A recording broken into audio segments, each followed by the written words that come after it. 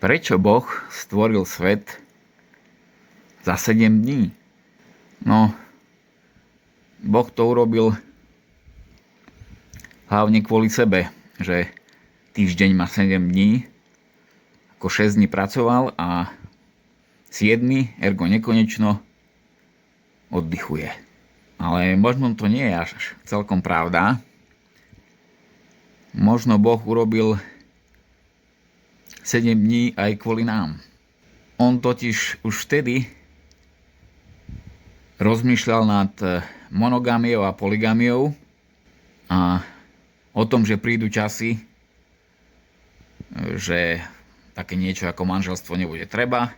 Takže stvoril pondelok, vy si domov zavoláte svoju prvú priateľku s jej 2 deťmi, v útorok sa jej zbavíte a zavoláte druhú priateľku s jej 2 deťmi, v stredu máte tretiu priateľku s jej 2 deťmi, v štvrtok ďalšiu priateľku, v piatok ďalšiu, v sobotu už máte toho fakt dosť, tak už len tá 6. priateľka. A nedeľa, to je váš deň. To je deň, kedy sa stávate Bohom.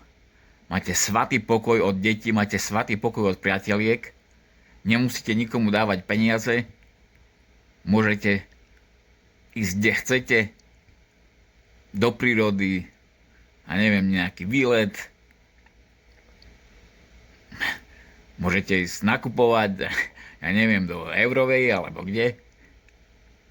Vidíte, aký Boh bol vynaliezavý, keď vymyslel ten 7-dňový týždeň.